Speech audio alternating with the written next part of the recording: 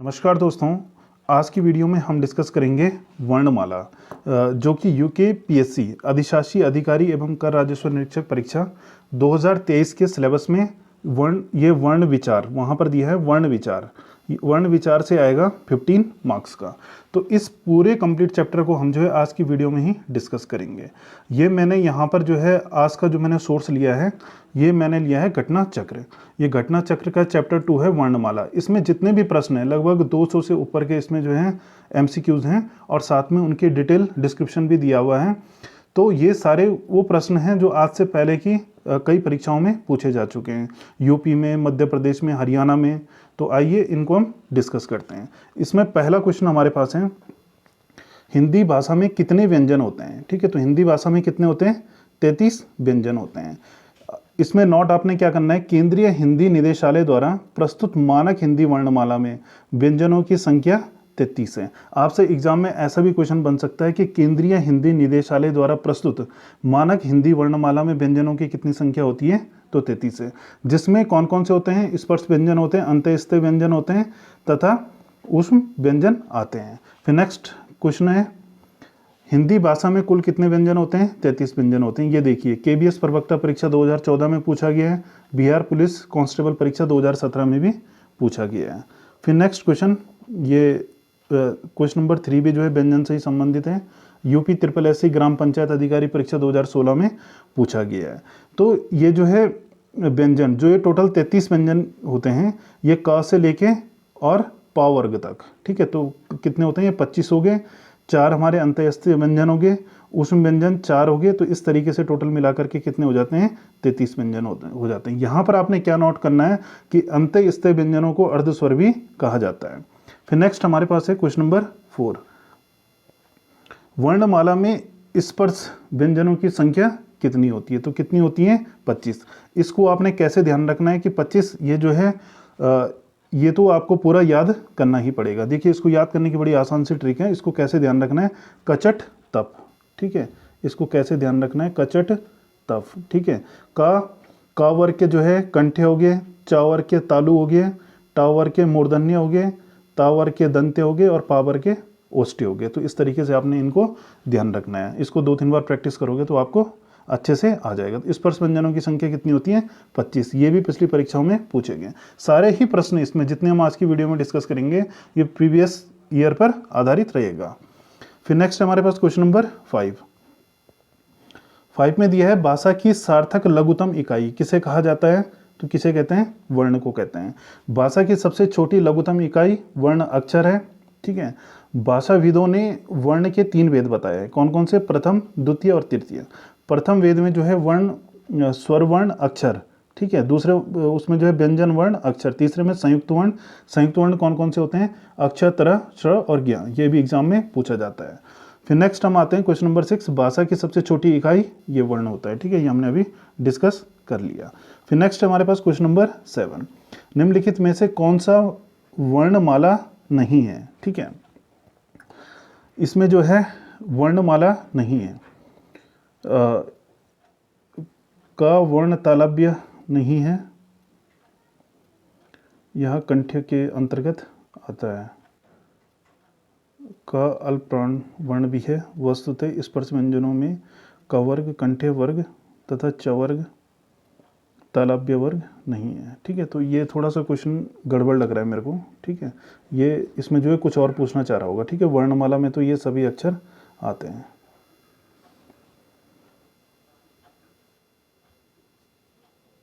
ठीक है, ये पूछ रहा होगा कि कौन सा तालव्य नहीं है। ठीक है, तो कौन सा नहीं होगा इस तरीके से जैसे इसने आंसर दिया है, तो ऑप्शन नंबर ए, ये इसमें तालव्य नहीं होगा। बाद बाकी इसको छोड़ करके जो है ये कौन से? च वर्ग। ठीक है, तो च वर्ग के क्या होते हैं? तालव्य होते हैं। फिर नेक्स्ट हमारे पास हिंदी भाषा में कितने स्वर होते हैं? तो कितने स्वर होते हैं? हिंदी भाषा में 11 स्वर होते हैं। अब इसको भी आपने कैसे ध्यान रखना है? केंद्रीय हिंदी निदेशालय द्वारा मानक हिंदी वर्णमाला में स्वरों की न्यूनतम मूल संख्या कितनी होती है? 11 है। ठीक है, इसके अतिरिक्त अनुस्वार, विसर्ग और अनुनासिक भी हैं, लेकिन उन्हें मूल स्वर नहीं, अयोगवाह माना जाता है। ठीक है, ये आपने ध्यान रखना है। फिर नेक्स्ट हमारे पास क्वेश्चन नंबर 9। हिंदी वर्णमाला में वर्ण कितने होते हैं ये आपको पता है, 52 होते हैं, 52। हिंदी वर्णमाला में वर्णों की मूलतः कितनी, 52 संख्या कितनी होती है, 52, जिसमें से 11 मूल स्वर हैं, 33 व्यंजन है और 2 इसमें अयोग हुआ है। ठीक है, संयुक्त व्यंजन अक्षर त्र ज्ञ और स्र है, और अतिरिक्त द्विगुण या उत्क्षिप्त व्यंजन भी है, ड और ढ 2। तो इस तरीके से जो है मिलाकर के कितने हो जाते हैं, 52 हो जाते हैं। वर्ण के प्रकार होते हैं। ठीक है, तो वर्ण के कौन कौन से प्रकार होते हैं, स्वर हो गया, व्यंजन हो गया और अयोग हुआ हो गया। ठीक है, तो इस तरीके से आपने ध्यान रखना। ऑप्शन नंबर 20 का राइट हो जाएगा। एमपी प्रोफेशनल एग्जाम में ये 2017 में पूछा गया प्रश्न है। ठीक है, अब यहाँ पर जो है इसका डिस्क्रिप्शन है, वर्ण भाषा की सबसे छोटी इकाई है, वर्णों को स्वर, व्यंजन व अयोग गुहा के रूप में जाना जाता है। ठीक है, इसमें जो है एग्जाम में ये मत कर लेना स्वर और व्यंजन। ठीक है, अयोग गुहा भी है, तो बी वाला इसका राइट हो जाएगा। फिर नेक्स्ट क्वेश्चन नंबर 11, व्यंजन और स्वर के संयुक्त रूप को क्या कहते हैं, तो क्या कहते हैं, इसको अक्षर कहते हैं। फिर नेक्स्ट हमारे पास क्वेश्चन नंबर 12, वर्णमाला किसे कहेंगे, वर्णों के व्यवस्थित समूह को क्या कहेंगे, वर्णमाला कहेंगे। फिर नेक्स्ट क्वेश्चन नंबर 13 क्वेश्चन है हमारे पास, वर्णों के समुदाय को क्या कहते हैं, तो वर्णों के समुदाय को क्या कहते हैं, वर्णमाला कहते हैं। फिर नेक्स्ट है, हिंदी में ध्वनियाँ कितने प्रकार की होती है, तो हिंदी में ध्वनियाँ 2 प्रकार की होती हैं। ठीक है, इसका डिस्क्रिप्शन देख लो, हिंदी में ध्वनियाँ 2 प्रकार की होती है, स्वर एवं व्यंजन। फिर इसको जो है स्वर और व्यंजन तो आपको पता ही होगा, इसको डिस्क्राइब करने की जरूरत नहीं है। फिर नेक्स्ट हमारे पास क्वेश्चन नंबर 15, एक से अधिक वर्णों के मेल को कहते हैं, एक से अधिक वर्णों के मेल को क्या कहते हैं, अक्षर कहते हैं। फिर नेक्स्ट हमारे पास क्वेश्चन नंबर 16, लिपि चिन्हों के क्रमबद्ध समूह को क्या कहते हैं, तो इसको क्या कहते हैं, वर्णमाला कहते हैं। फिर नेक्स्ट क्वेश्चन नंबर 17, जिनका उच्चारण स्वतंत्रता से होता है और जो व्यंजन के उच्चारण में सहायक होते हैं उसे कहते हैं स्वर।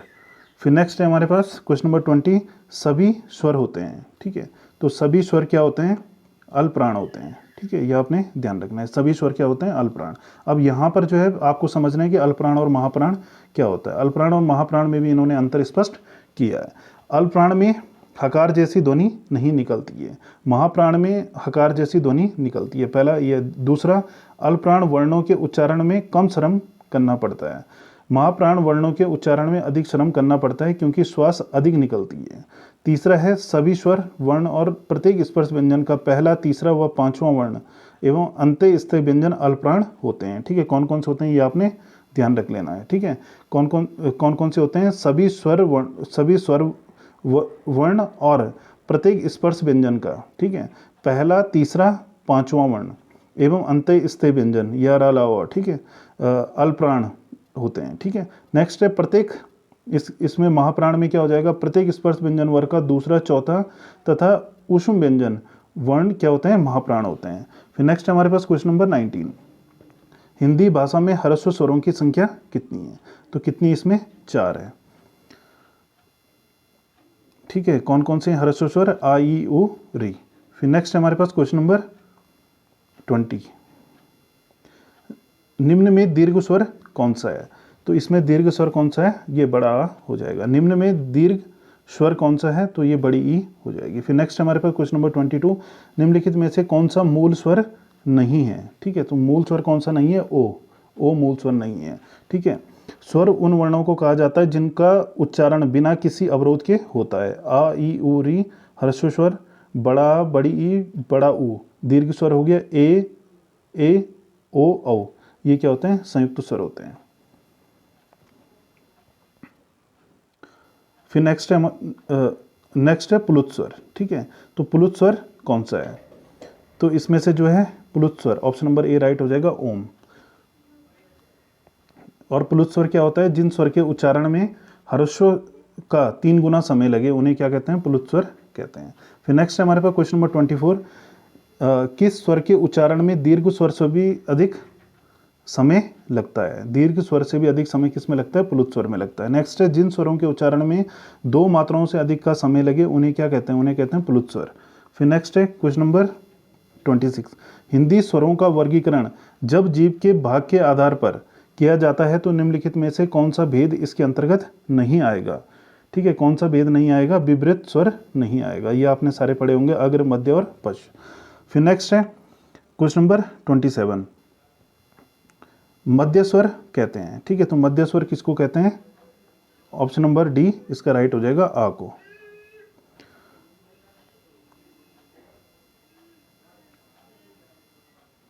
ठीक है। नेक्स्ट 28, भाषा विज्ञान की दृष्टि से ऊ किस प्रकार का स्वर है? ठीक है, तो ऊ किस प्रकार का है? पश्च समृद्ध स्वर है। फिर नेक्स्ट है निम्न में से कौन सा स्वर समृद्ध है? तो कौन सा है? ऑप्शन नंबर सी राइट हो जाएगा, ई। अब समृद्ध स्वर क्या होते हैं? समृद्ध वे स्वर होते हैं जिनके उच्चारण में मुख विवर छिद्र लगभग बंद रहता है, जैसे ई ऊ। फिर नेक्स्ट है हमारे पास अर्धवृत्त स्वर। अर्धवृत्त स्वर इनमें से बताना है कौन सा है, तो ये ऑप्शन नंबर बी इसका राइट हो जाएगा। फिर नेक्स्ट क्वेश्चन नंबर 31, निम्नलिखित में से कौन सा संयुक्त स्वर नहीं है? ठीक है, तो संयुक्त स्वर कौन सा नहीं है? ऑप्शन नंबर सी इसका राइट हो जाएगा, ओ। ओ संयुक्त स्वर नहीं है, जबकि ए तथा ओ संयुक्त स्वर हैं। फिर नेक्स्ट है हमारे पास क्वेश्चन नंबर 32, निम्नलिखित में से कौन सा स्वर कंठ तालव्य है? तो कंठ तालव्य कौन सा है? ए हो जाएगा। ठीक है, ये क्या है? कंठ तालव्य। जबकि इनको छोड़ करके जो है और ये जितने भी दिए हैं ये क्या है? इसमें से जो है बड़ा ई, ठीक है, बड़ा ई हो गया, ये क्या है? तालव्य है। और ओ ये क्या हो? कंठ ओष्ठ्य है, लेकिन हमें कंठ तालव्य बताना है। फिर नेक्स्ट है क्वेश्चन नंबर 33, ए का उच्चारण स्थान है, तो इसका उच्चारण स्थान क्या हो जाएगा? कंठ तालव्य। फिर नेक्स्ट है अब यहाँ पर वर्णों का उच्चारण स्थान दिया है, इसको आप जो है नोट कर लेना। ठीक है, तालव्य से कौन कौन से बोले जाते हैं? मूर्धन्य से, दंत्य से, ओष्ठ्य से, कंठ तालव्य से, कंठोष्ठ्य से, दंतोष्ठ्य से, ये आपकी किताब में भी मिल जाएगा। फिर नेक्स्ट है क्वेश्चन नंबर 34, निम्नलिखित में से कौन सा शब्द में अनुनासिकता है? तो कौन से शब्द में है? संभालना में। फिर नेक्स्ट है क्वेश्चन नंबर 35, अनुनासिक स्वर वाला शब्द है, तो अनुनासिक स्वर वाला शब्द कौन सा है? पाँव। फिर नेक्स्ट है क्वेश्चन नंबर 36, कौन से शब्द में अनुनासिक है? तो कौन से शब्द में है? कैंटिला में। फिर नेक्स्ट है स्वरों के उच्चारण में लगने वाले समय को कहते हैं, क्या कहते हैं? मात्रा। स्वरों के उच्चारण में लगने वाले समय को मात्रा कहते हैं। मात्रा या उच्चारण के आधार पर स्वर 3 प्रकार के होते हैं, ह्रस्व स्वर, दीर्घ स्वर और प्लुत स्वर। फिर नेक्स्ट है क्वेश्चन नंबर 38, जिन ध्वनियों के उच्चारण में श्वास वायु बिना किसी रुकावट के मुख से निकलती है उसे कहते हैं, उसे क्या कहते हैं? स्वर कहते हैं। फिर नेक्स्ट है 39, स्वर किसका भेद है? ठीक है, तो स्वर किसका भेद है? वर्ण का भेद है। फिर नेक्स्ट है क्वेश्चन नंबर 40, मात्रा स्वर को क्या कहते हैं? ठीक है, तो मात्रा स्वर को कहते हैं समरूप ग्रेमिव। ठीक है, अब इसका थोड़ा डिस्क्रिप्शन देख लो। नागरी लिपि में मात्रा पद्धति है, ये मात्राएं स्वरों के चिन्ह होती है। जब कभी कोई व्यंजन किसी स्वर के साथ आता है तब उसके साथ पूरा स्वर नहीं लिखा जाता है, केवल स्वर की मात्रा लिखी जाती है, तो मात्रा स्वर की समरूप ग्रेफिम कही जाती है। फिर नेक्स्ट है ओ औ किस प्रकार के वर्ण हैं? तो ये किस प्रकार के हैं? कंठोष्ठ्य। फिर नेक्स्ट है क्वेश्चन नंबर 42, किस वर्ण का उच्चारण स्थान कंठ तालु है? तो किस वर्ण का उच्चारण स्थान है? बड़ा ए की। फिर नेक्स्ट है कंठ तालव्य कौन सा है? तो 43, तो 43 का राइट हो जाएगा ऑप्शन नंबर सी, ए। फिर नेक्स्ट है क्वेश्चन नंबर 44, ए के उच्चारण स्थान का नाम, इसका क्या है? कंठ तालव्य। फिर नेक्स्ट है क्वेश्चन नंबर 45, स्वर ए का उच्चारण स्थान कौन सा है? तो कौन सा है? कंठ तालव्य। मात्रा के आधार पर स्वर कितने प्रकार के होते हैं? ठीक है, तो मात्रा के आधार पर स्वर कितने प्रकार के होते हैं? 3 प्रकार के होते हैं। ठीक है, कौन से? ह्रस्व स्वर, दीर्घ स्वर और प्लुत स्वर। नेक्स्ट है वर्ण तालिका के अनुसार ह्रस्व, दीर्घ व प्लुत क्या कहलाते हैं? ठीक है, वर्ण तालिका के आधार पर ह्रस्व, दीर्घ और प्लुत क्या कहलाते हैं? स्वर कहलाते हैं। फिर नेक्स्ट है जिनकी ध्वनि केवल मुख से निकलती हैं वे हैं निरनुनासिक स्वर। फिर नेक्स्ट है क्वेश्चन नंबर 49, क्वेश्चन नंबर 49 है स्वर ध्वनि के प्रकार हैं। ठीक है, तो कौन कौन से हैं? ह्रस्व, दीर्घ और प्लुत तीनों ही होते हैं। फिर नेक्स्ट है क्वेश्चन नंबर 50, हिंदी की अग्र अवृत्ताकार समृद्ध स्वर ध्वनि है, तो कौन सी है? छोटी ई हो जाएगा। फिर नेक्स्ट है क्वेश्चन नंबर 51, इनमें से कौन सा एक स्वर नहीं है, तो कौन सा नहीं है, रा नहीं है, बाद बाकी तीनों ही क्या है, स्वर है। 52 है, उच्चारण स्थान की दृष्टि से हिंदी में छोटा आ और बड़ा आ स्वर हैं, ये क्या है, कंठ्य। फिर नेक्स्ट है क्वेश्चन नंबर 52,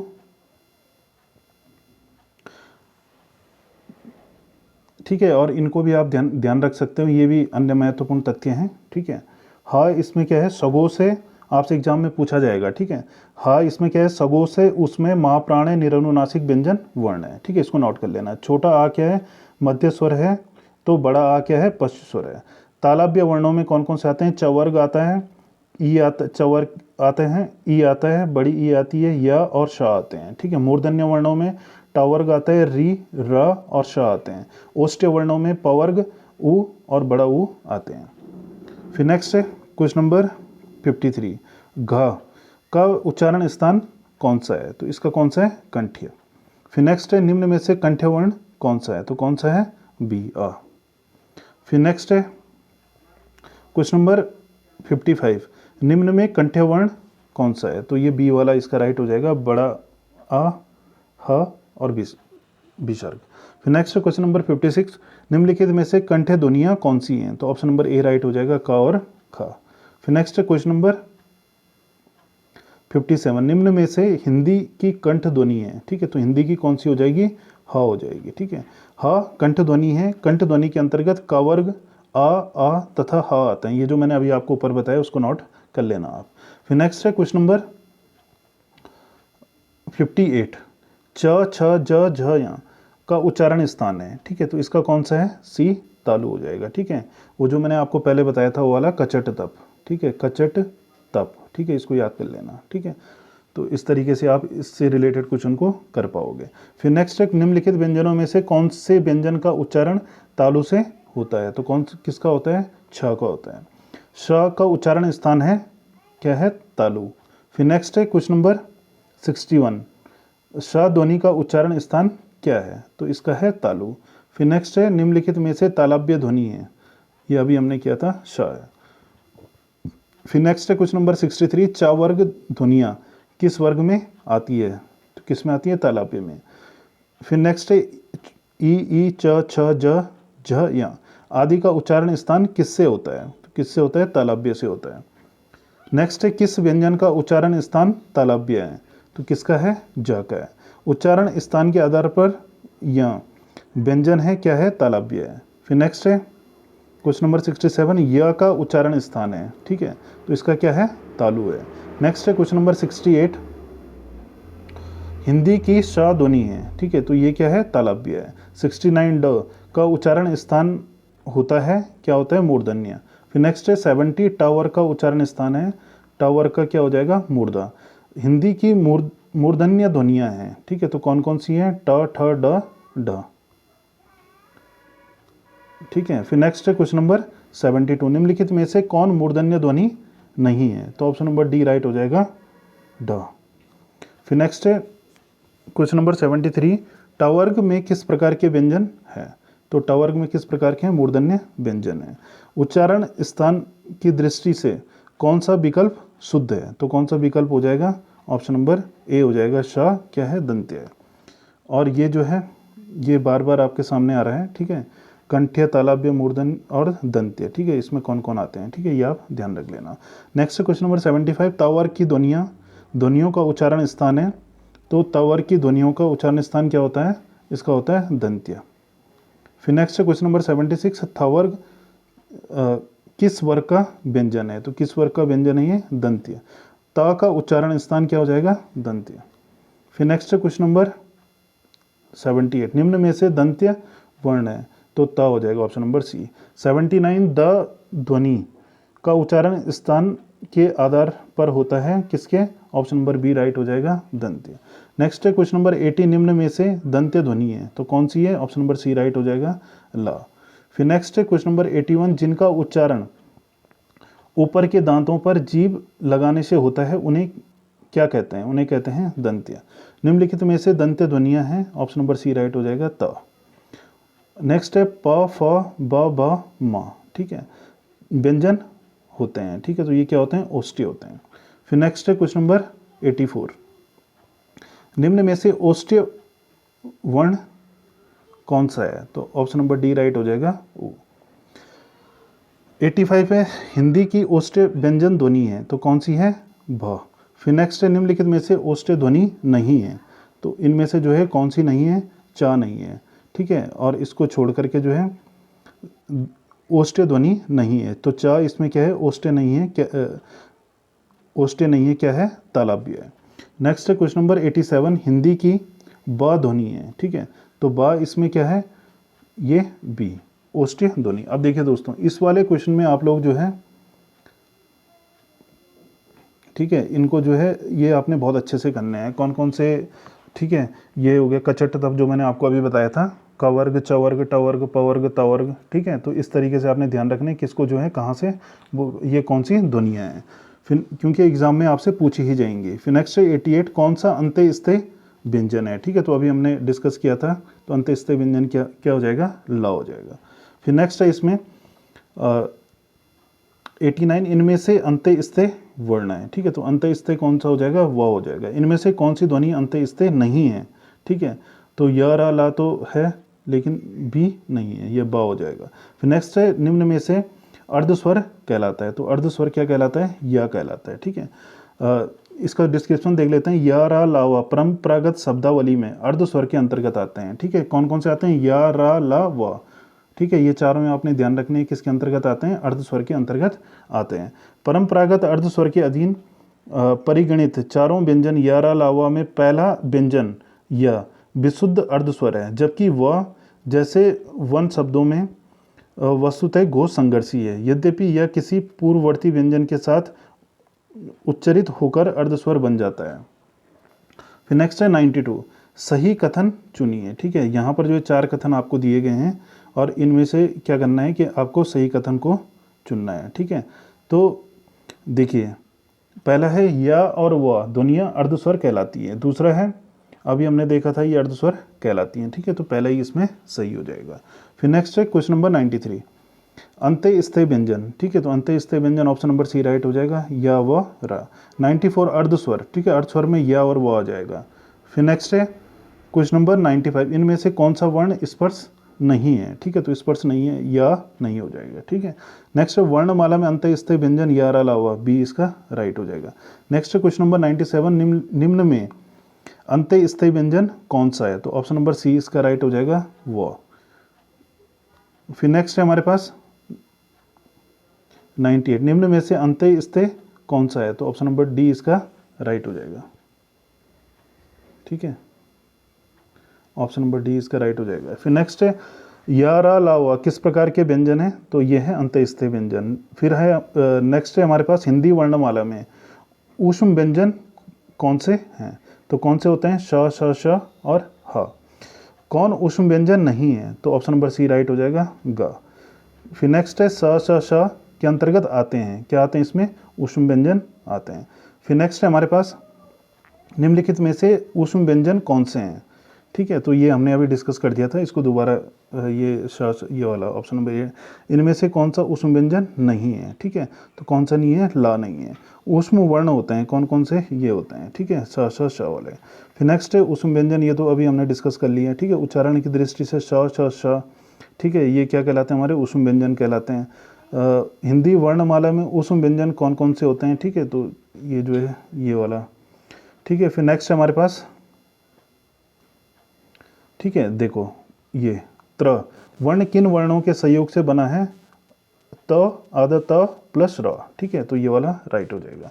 अक्षा वर्ण किसके योग से बना है? क और श, ठीक है। इस तरीके से भी आपने ध्यान रखना है, एक क्वेश्चन पूछा जाएगा इस टाइप का भी।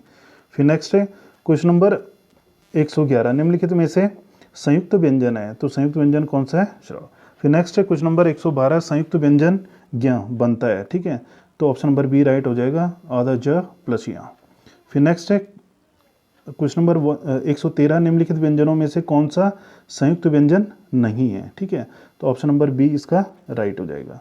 फिर नेक्स्ट है हमारे पास क्वेश्चन नंबर 114, स्र एक संयुक्त व्यंजन है, इनमें से किन दो वर्णों को सम्मिलित किया गया है, ठीक है। तो कौन कौन से 2 वर्ण हैं? श और र, ठीक है। इनसे मिलकर के क्या बना है? श्र बना है, ठीक है। ये आप देख सकते हो यहाँ पर, ये अक्ष त्र ज्ञ और श्र, इन चारों को ही आप देख लेना, कोई एक ना एक जरूर आपसे एग्जाम में पूछा जाएगा। फिर नेक्स्ट है हमारे पास क्वेश्चन नंबर 115। दो व्यंजन जब एक साथ मिलते हैं तो उनको क्या कहते हैं? संयुक्त व्यंजन कहते हैं। निम्न में से संयुक्त व्यंजन कौन सा है? संयुक्त व्यंजन कौन सा नहीं है? ठीक है, अक्षर, त्र, ज्ञ या तीनों ही हैं, लेकिन ये नहीं है। ठीक है, तो ऑप्शन नंबर ए राइट हो जाएगा। फिर नेक्स्ट है क्वेश्चन नंबर 117। निम्नलिखित में से नासिक्य व्यंजन नहीं है, तो ऑप्शन नंबर डी राइट हो जाएगा। ठीक है, फिर नेक्स्ट है हमारे पास क्वेश्चन नंबर 118। जब दो समान व्यंजन आपस में मिलते हैं तो उन्हें क्या कहते हैं? तो उन्हें कहते हैं द्वित्व व्यंजन। फिर नेक्स्ट है व्यंजन गुच्छ वाला शब्द है। ठीक है, तो कौन सा है? ऑप्शन नंबर बी कैरी हो जाएगा। फिर नेक्स्ट है, ठीक है, निम्न में से अल्पप्राण व्यंजन कौन सा है? ठीक है, तो ऑप्शन बी राइट हो जाएगा, ग। ठीक है, ठीक है, अल्पप्राण क्या होते हैं कि ऐसे वर्ण जिनके उच्चारण में श्वास अल्प मात्रा में निकलती है, ठीक है, उन्हें क्या कहते हैं? अल्पप्राण व्यंजन कहते हैं। ठीक है, प्रत्येक वर्ग का पहला, ठीक है, ये आप इस तरीके से ध्यान रखते हो, पहला, तीसरा और पांचवा, ठीक है, पांचवा वर्ण अल्पप्राण व्यंजन होता है, जबकि दूसरा, चौथा महाप्राण। ठीक है, इसको ऐसे भी आप ध्यान रख सकते हो, एम करके महाप्राण और इसको अल्पप्राण, ए करके अल्पप्राण, 1 3 5, ये जितने भी हमारे इवन नंबर वाले हैं, ठीक है, 1 3 5, ये सॉरी ये क्या हो गया? हमारे ऑड नंबर हो गए। ठीक है, ऑड नंबर वाले अल्पप्राण और इवन नंबर वाले महाप्राण, इस तरीके से भी आप इसको ध्यान रख सकते हो। फिर नेक्स्ट है 121। निम्नलिखित में से कौन सा अल्पप्राण ध्वनि है? ठीक है, तो ऑप्शन ए राइट हो जाएगा, क। फिर नेक्स्ट है 122। किन वर्णों के उच्चारण में कम वायु तथा कम समय लगता है? ठीक है, तो किन के उच्चारण में लगता है? ऑप्शन नंबर सी राइट हो जाएगा, अल्पप्राण। इनमें से कौन सा व्यंजन अल्पप्राण है? ऑप्शन सी राइट हो जाएगा, च। फिर नेक्स्ट है 124। जो व्यंजन अल्पप्राण नहीं है उसे अलग कीजिए। ठीक है, इसमें से हमने देखना है, तो ख इसमें अल्पप्राण नहीं है। निम्नलिखित में से कौन सा वर्ण घोष महाप्राण है? तो ऑप्शन नंबर डी राइट हो जाएगा, ह। ठीक है, ह क्या है? घोष महाप्राण दोनों हैं। ठीक है, ये भी आपने नोट करना है। यह ऊष्म व्यंजन भी है, तीनों ऊष्म व्यंजन, घोष और महाप्राण कौन है? ह है। ठीक है, अन्य महत्वपूर्ण तथ्य क्या क्या ध्यान रखने हैं? श, श और श। ठीक है, ये तीनों ही सा क्या हैं? एक तो अघोष है, दूसरा ऊष्म व्यंजन है, तीसरा महाप्राण है और चौथा निरनुनासिक है। ठीक है, ये चारों ही आपने इससे ध्यान रखने हैं। फिर नेक्स्ट है हमारे पास 126। अघोष महाप्राण ध्वनि है, तो कौन सी है? ख हो जाएगा। ठीक है, अब इसमें ख अघोष महाप्राण है, अन्य वर्ण इस प्रकार से कौन कौन से हैं? ठीक है, का हो गया, तो का क्या है? कंठ भी है, अल्पप्राण भी है और अघोष है। ठीक है, तो इस तरीके से आप इसको देख लेना। फिर नेक्स्ट है 126। निम्नलिखित में से कौन सा कथन अशुद्ध है? ठीक है, हिंदी में ज्ञ का उच्चारण परंपरा से भिन्न हो गया है, दो महाप्राण व्यंजनों का उच्चारण एक साथ हो सकता है, तो ये वाला इसमें जो है अशुद्ध है, बी वाला। ठीक है, दो महाप्राण व्यंजनों का उच्चारण एक साथ हो सकता है, यह कथन अशुद्ध है। दो महाप्राण व्यंजनों का उच्चारण एक साथ संभव नहीं हो सकता है। ठीक है, ये फैक्ट आपने ध्यान रखना है। फिर नेक्स्ट है इसमें से कौन सी ध्वनि महाप्राण नहीं है? तो कौन सी ध्वनि नहीं है? ऑप्शन नंबर सी राइट हो जाएगा, ज। फिर नेक्स्ट है 128। निम्नलिखित में से महाप्राण व्यंजन कौन सा है? तो कौन सा? महाप्राण भ हो जाएगा। सभी महाप्राण वर्णों का समूह वर्णों वाला समूह है, तो ऑप्शन ए राइट हो जाएगा, ख, छ और ट। ठीक है, जिनमें जो है मुँह से जो है ज़्यादा हवा निकलती है। ठीक है, और अल्पप्राण में कम हवा निकलती है। फिर नेक्स्ट है हमारे पास निम्नलिखित व्यंजनों में से कौन सा महाप्राण है? ठीक है, तो ऑप्शन नंबर डी राइट हो जाएगा। प्रत्येक वर्ग का दूसरा और चौथा क्या हो जाता है? महाप्राण हो जाता है। पहला, तीसरा और पांचवा अल्पप्राण, ये हमने अभी डिस्कस किया था। महाप्राण ध्वनियाँ व्यंजन वर्ग में किससे संबंधित है? ठीक है, तो महाप्राण किससे है? दूसरे और चौथे से, दूसरा और चौथा। ठीक है, हिंदी के स्पर्श व्यंजनों में पांचों वर्गों के दूसरे और चौथे वर्ण, ठीक है, क्या कहलाते हैं? महाप्राण व्यंजन कहलाते हैं, ये अभी हमने डिस्कस किया था। फिर नेक्स्ट है हमारे पास, देखिए, अल्पप्राण व्यंजन, महाप्राण व्यंजन, ये दोनों ही हमने जो है अभी डिस्कस कर लिए। अब आता है हमारे पास घोष, सघोष हो गया और एक अघोष हो गया। ठीक है, अब देखिए, स्वर तंत्रियों के बीच वायु के घर्षण के साथ उच्चरित ध्वनि प्रत्येक स्पर्श व्यंजन वर्ग का तीसरा, चौथा, पांचवा, य, र, ल, व, ह घोष वर्ण होते हैं। ठीक है, और सभी स्वर भी क्या होते हैं? घोष वर्ण होते हैं। अघोष कौन कौन से होते हैं? जिन ध्वनियों के उच्चारण में स्वर तंत्रियों के बीच घर्षण नहीं होता। प्रत्येक स्वर व्यंजन वर्ग का पहला दूसरा वर्ण तथा श, श, श वर्ण अघोष होते हैं। अब आपने क्या नोट रखना है इसमें? घोष में जहाँ नाद का उपयोग होता है वहीं अघोष में केवल श्वास का उपयोग होता है। फिर नेक्स्ट है 134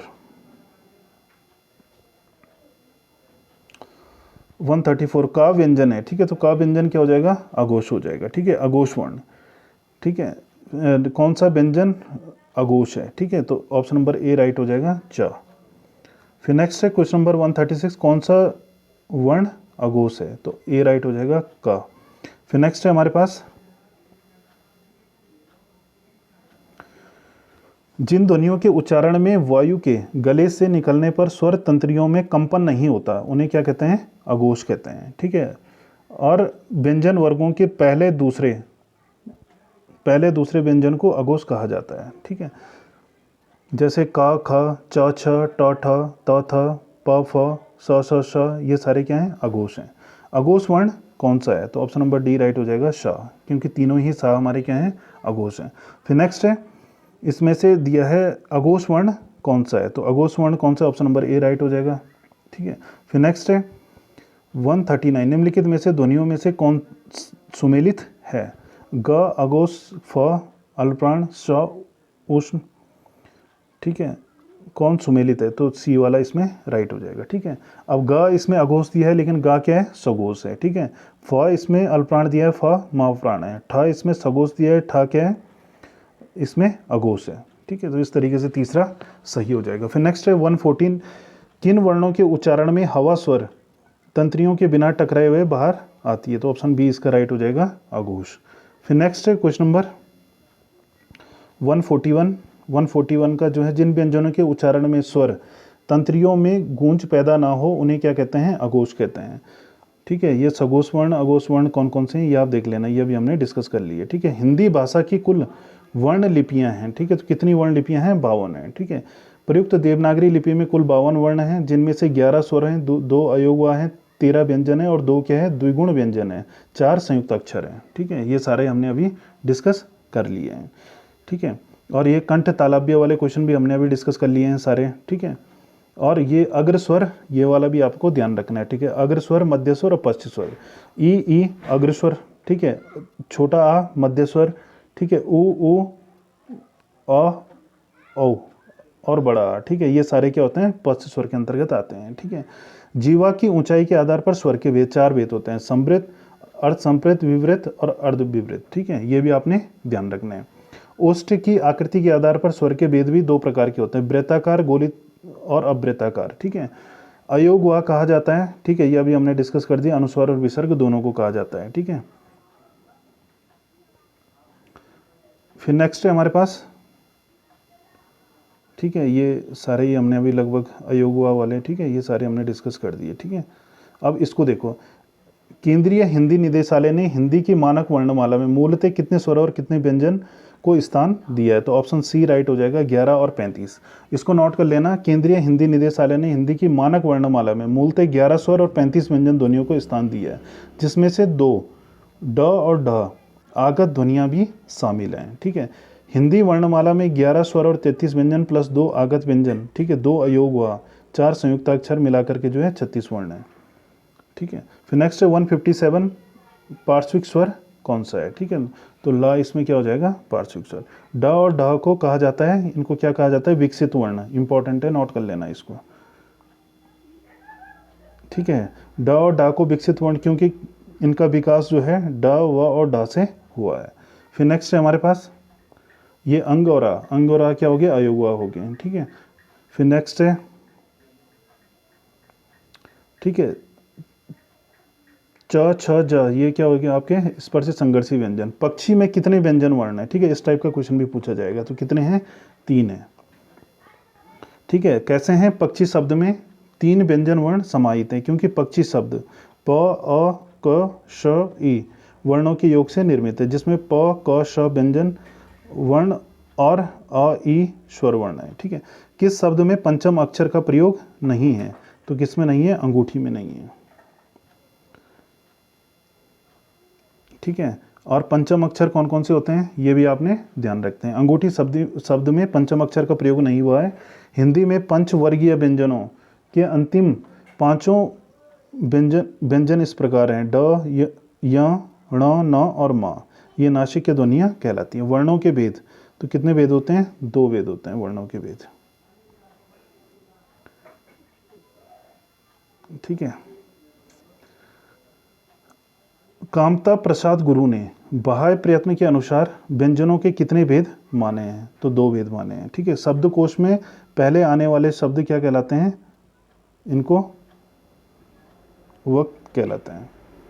नेक्स्ट है दिए गए शब्दों में से ये अक्षर, ठीक है, ये आपने जरूर ध्यान रख लेना, ये भी एग्जाम में पूछा जाता है, इंपॉर्टेंट है। ठीक है। अक्षर का के बाद रखा गया है, त्र ता के बाद रखा गया है, और ज्ञा जा के बाद रखा गया है। ठीक है। तो आपसे पूछा जाएगा कि अक्षर से पहले कौन सा शब्द आता है? एग्जाम में आया है पहले के एग्जामों में कई बार, त्र से पहले, ये ज्ञा से पहले। ठीक है। तो इस टाइप का भी आपने एग्जाम में ध्यान रखना है। ठीक है। और ये हो गया निम्नलिखित में से किसके अभाव से हम पढ़ नहीं सकते? ठीक है। तो वर्ण की क्रमबद्धता का ज्ञान। ठीक है। फिर नेक्स्ट है र और मा के रूप, तो ये क्या हो जाएगा? र। फिर नेक्स्ट है अनुनासिक व्यंजन कौन से होते हैं? तो कौन से होते हैं? वर्ग के पंचमाक्षर। फिर नेक्स्ट है हिंदी में अनुस्वार किस ध्वनि का सूचक नहीं है? तो किस ध्वनि का सूचक नहीं है? यह राइट हो जाएगा। देवनागरी लिपि में वर्ण ध्वनि नहीं है। ठीक है। तो ग्रीवा ध्वनि, ऑप्शन ए इसका राइट हो जाएगा। ठीक, ग्रीवा ध्वनि देवनागरी लिपि की वर्ण ध्वनि नहीं है। ठीक है। मूर्धा, कंठ्य एवं दंतोष्ठ देवनागरी लिपि की वर्ण ध्वनियाँ हैं। फिर नेक्स्ट है हिंदी में स्पर्श, घोष, महाप्राण, ओष्ठ्य व्यंजन ध्वनियाँ कहलाती हैं। ये ऑप्शन ए इसका राइट हो जाएगा। फिर नेक्स्ट है आधुनिक व्याकरण की दृष्टि में ब वर्ण का वैशिष्ट्य है। ठीक है। तो इसका क्या है? दंतोष्ठ्य, स्पर्श, अल्प्राण, घोष और निरनुनासिक। ठीक है। ऐसे ही आपने जो है सारे ही इनको जो है वर्णों को देखना है। फिर नेक्स्ट हमारे पास क्वेश्चन है, ठीक है, देखो, जीवा की नोक जब ऊपर के दांतों की पंक्ति के सामने वाले दांत के ऊपरी हिस्से के संपर्क में आकर वायु के प्रभाव को अवरुद्ध करती है, तो ऐसे उच्चारण स्थान को क्या कहा जाता है? तो ऐसे कहा जाता है वर्तस्य। ठीक है। इस टाइप का क्वेश्चन भी आपके पास आएगा। ठीक है। दंतोष्ठ ध्वनियाँ कौन कौन सी है अभी हमने डिस्कस कर लिए थे। ठीक है। तो धन्यवाद।